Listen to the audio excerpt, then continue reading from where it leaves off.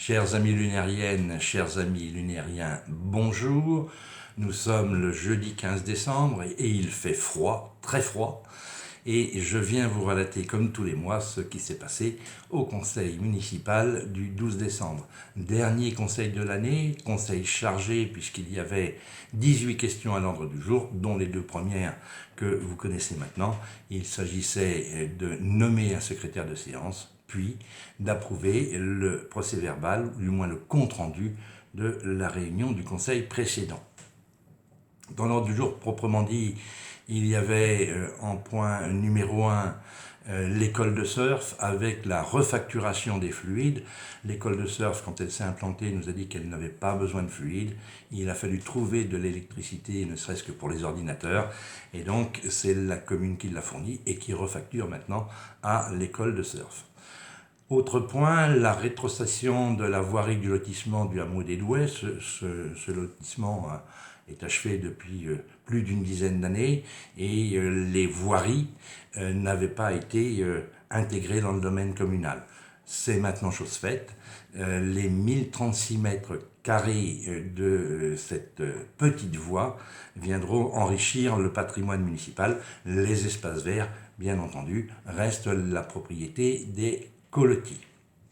Il y avait eu une demande de M. Zahour pour donner un nom à la petite route qui mène à sa maison et il nous avait proposé de la nommer Impasse de la Longère. Eh bien, c'est chose faite, le conseil municipal a accepté sa proposition.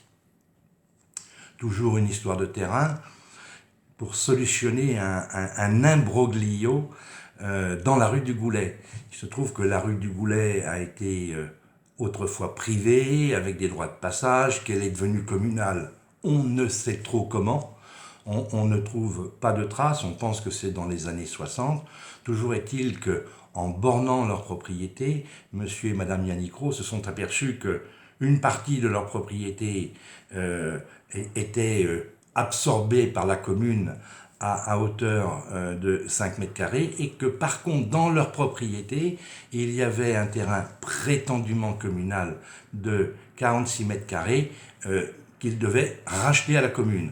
Alors ce n'est pas simple puisque normalement on aurait dû suivre l'estimation des domaines, mais le géomètre M. Rouault nous a expliqué que en fait il y avait un précédent et que normalement ce terrain aurait dû être la propriété de monsieur et madame Roux quand le cadastre a été transformé. Alors, un peu cornélien le choix, parce qu'il fallait prendre une décision. On a pris celle que nous proposaient monsieur et madame Roux, c'est-à-dire qu'on a vendu et acheté par la même occasion les terrains à 6 € le mètre carré. Voilà, alors c'est un petit sujet, mais qui emporte un certain nombre d'inquiétudes pour les uns et pour les autres. Grand moment à suivre avec l'instauration de la cantine à 1 €. Donc, jusqu'à présent, nous avions deux tarifs. Un tarif plein à 3,40 € et un demi-tarif pour les familles qui avaient des revenus, un quotient familial inférieur ou égal à 500 €. Il y a un dispositif de l'État que nous n'avions pas adopté jusqu'ici, que nous venons d'adopter, à savoir l'instauration d'un ticket à 1 €. Alors, bien entendu, l'État compense, et compense largement, puisque lorsqu'un ticket est vendu à 1 €, l'État nous donne en plus 3 €. Donc, il fallait délibérer, et dans un deuxième temps, fixer le seuil de déclenchement du ticket à 1 €. Alors, le ticket à 1 € désormais, ce sera pour les personnes qui ont un revenu inférieur ou égal à 1 000 €.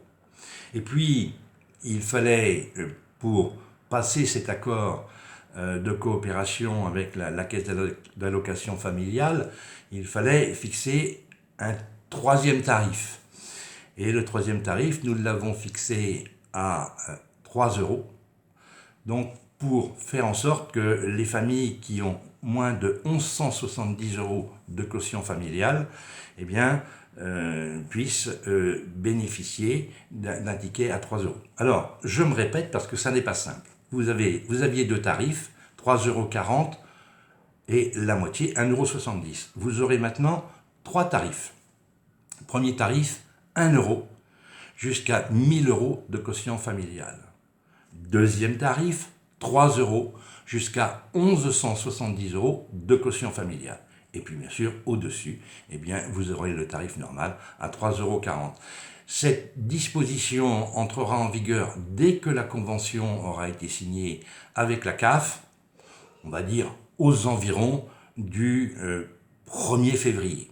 Et les modalités, bien sûr, seront expliquées par courrier aux parents, un courrier qui sera remis dans les cartables des enfants. Voilà, ça c'est plutôt une bonne nouvelle et on est content et on est un peu fiers. On n'est pas les premiers, on avait un peu tardé à le faire, mais mieux vaut tard que jamais. Ensuite, nous avons renouvelé notre convention avec le conseil départemental pour la prestation de l'architecte conseil. Il n'y a pas de ce qu'on appelle CAUE en Ille-et-Vilaine, mais un certain nombre d'architectes conseils, je crois qu'ils sont 7, qui viennent en mairie et regardent les permis, conseillent à la fois les élus et conseillent aussi, bien sûr, les particuliers ou les architectes. Donc cette convention a été renouvelée pour 3 ans. Et pour mémoire, le département nous facture aux environs du quart du coût de cette prestation. Ensuite, comme on l'avait fait pour la paillote et pour le stand de Longchamp, on a relancé une délégation de service public, un appel à candidature pour délégation de service public pour le bassin d'apprentissage de natation et pour le club de plage qui arrivait à échéance, et donc il faut renouveler cette opération, même si on a été très content, hein, je les salue, des services d'Escale Bretagne, une association qui est bien ancrée dans Saint-Lunaire. Mais il faut ouvrir à la concurrence. Ensuite, gros sujet, alors on en a parlé plusieurs fois entre nous, la 5G. Alors la 5G, c'est pas nouveau, parce qu'on s'était déjà beaucoup, confronté pour la 4G. Alors, 7-8 ans après, c'est pas normal que la 5G pose quelques problèmes d'éthique, puisque il y a plusieurs interrogations. Alors sur la santé, maintenant, l'ANSES a tendance à dire que les effets sur la santé sont minimes, donc ce n'est pas tellement le débat, mais c'est plutôt sur le fait que la fibre, les nouvelles technologies, le numérique imposent pour certains un repli sur soi. Et qu'on voit par exemple beaucoup d'enfants qui passent leur journée sur des tablettes et qui ont du mal à avoir des relations sociales normales avec leurs petits camarades. Donc voilà, il fallait se prononcer, ça n'a pas été facile, La question était simple, la réponse difficile, la question était simple parce qu'on n'a pas le pouvoir d'interdire le déploiement de la 5G. Par contre, on avait le pouvoir de l'interdire sur le château d'eau qui est propriété de la commune. Alors, effectivement, le choix qui a été partagé, c'est le choix de la raison. Il est plus facile de surveiller ce qui se passe sur le château d'eau que ce qui se serait passé sur un autre bâtiment qui n'aurait pas été propriété de la commune. Et c'est pour ça que, à la majorité, 13 voix pour, 3 abstentions et 2 votes contre, eh bien, on a autorisé l'ensemble des partenaires, donc Orange, SFR, Bouygues Télécom, Free et toutes les filiales, à, disons, installer la 5G à partir du printemps. Autre point, le programme des sorties éducatives de l'école François Renault. Vous savez que l'on donne pour l'éducation et les sorties sur temps scolaire une enveloppe à chaque école. Et l'enveloppe, elle était jusqu'à présent et depuis plusieurs années de 80 €. on l'a passé à 90 € pour tenir compte de l'inflation. Il y a un programme très fourni qui nous a été proposé par l'école publique François Renaud à hauteur de 19 500 €. Bien entendu, on y retrouve la voile, on y retrouve le poney, mais on retrouve aussi plein de sorties éducatives et on le fait avec plaisir pour le bonheur, le plus grand bonheur de nos enfants. Concernant l'école Sainte-Catherine de Sienne, on a voulu aider la trésorerie de l'école, si bien qu'on a délibéré dès à présent sur la subvention qui sera versée au mois de janvier à l'école, mais là qui est une subvention d'un peu plus de 17 000 € pour le fonctionnement de l'école. Comment ça se passe? Eh bien, nous comptons chaque année le coût d'un élève dans le public, c'est-à-dire à l'école François Renaud, et l'année suivante, eh bien, nous versons cette même somme par élève à l'école Sainte-Catherine de Sienne. Ensuite, il y a eu les finances, le vote des tarifs. Alors, on a voulu tenir compte de l'inflation. Et donc, la bonne nouvelle, c'est qu'on n'a pas tenu compte de l'inflation. En résumé, très peu d'augmentation de tarifs, sauf peut-être pour les cimetières, où on était à des tarifs excessivement bas, donc qui ont été relevés. Mais pour le reste, très peu d'augmentation. On n'a pas suivi l'inflation parce que justement, les familles sont déjà énormément pénalisées par l'inflation. Il ne fallait pas en rajouter. Alors, on verra au moment où on votera le budget comment on fait pour assumer ces augmentations. En tout état de cause, et je salue la commission qui a proposé cette stabilité des tarifs. En tout état de cause, le citoyen, les familles ne seront pas pénalisés par cette inflation qui galope. Ensuite, bien, il a fallu faire une modification du budget, c'était la décision modificative numéro 2, tout simplement parce que la trésorerie du CCAS et le service d'aide à domicile sont déficitaires, mais cette année ils le sont plus que prévu. Donc il a fallu rajouter la somme de 30 000 € qui sera versée au CCAS, qui lui-même permettra d'éponger le déficit du SAD. Enfin, deux dernières décisions à faible portée, c'est l'autorisation qui a été donnée d'engager des dépenses. Vous savez que le budget, on le vote relativement tardivement puisqu'on n'a pas tous les éléments pour le voter avant la fin de l'année, donc on le vote au mois d'avril. Eh bien, avant le mois d'avril, il faut pouvoir engager des dépenses et c'est ce que le conseil municipal m'a autorisé à faire. Dernier point, la modification d'attribution du règlement d'attribution des subventions avec l'apparition du chèque jeunesse. Voilà un conseil bien rempli. Je tiens d'ailleurs à féliciter l'ensemble des conseillers municipaux qui donnent de leur temps pour leur commune. Je trouve que ça mérite d'être signalé parce que c'est fait dans la bonne humeur et dans une bonne ambiance. Donc tout le monde travaille, tout le monde œuvre et tout le monde mérite d'être remercié. Je n'en ai pas fini, tout simplement parce que je voudrais vous parler de la facture d'eau. Alors on s'est aperçu qu'il y avait une erreur de facturation depuis plusieurs années sur la facture d'eau et que nous vous étions redevables,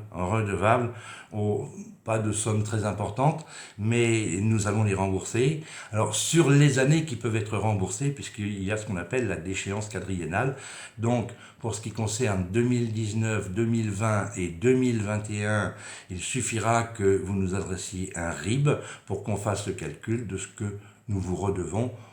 En gros, c'est une vingtaine d'euros par an.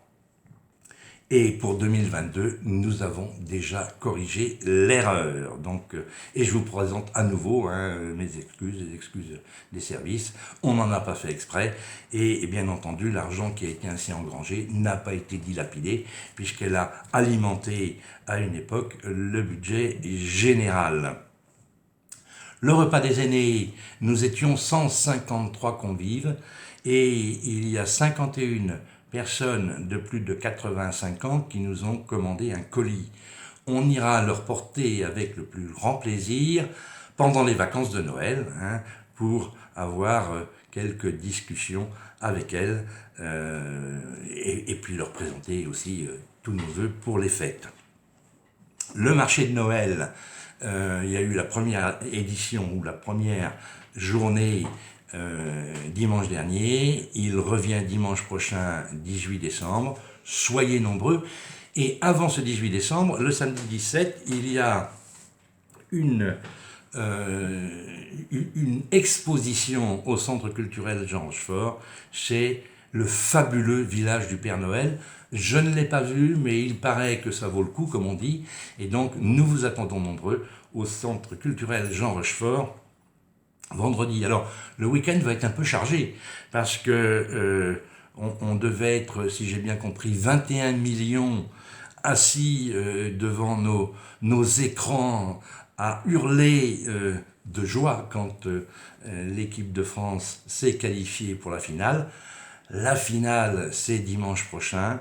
Vous savez qu'en 2018 et en 1998, on avait ouvert la mairie à l'occasion de la victoire. Alors, je ne voudrais pas porter malchance à nos petits Français, mais s'ils gagnent en 2022, eh bien, on réouvrira la mairie, on vous accueillera pour prendre un pot. Cette invitation s'adresse à toutes les lunériennes et tous les lunériens. Voilà. Et puis la dernière invitation que je peux faire, eh bien, c'est l'invitation pour les vœux. On n'a pas eu de vœux depuis l'année 2020. Hein, voilà, donc ça va être un grand plaisir pour moi de vous retrouver et puis de pouvoir discuter après le discours qui est toujours beaucoup trop long. Mais voilà, c'est merveilleux de pouvoir reprendre une vie presque normale, hein, presque normale, puisque bien sûr on a toujours en tête ce qui se passe chez nos amis ukrainiens. Voilà, j'ai terminé, vous aussi vous avez terminé votre pensum. Chers amis lunériennes, chers amis lunériens, n'oubliez pas qu'à Saint-Lunaire, on vous aime, passez de joyeuses fêtes de fin d'année, reposez-vous bien et profitez bien de votre famille. À bientôt.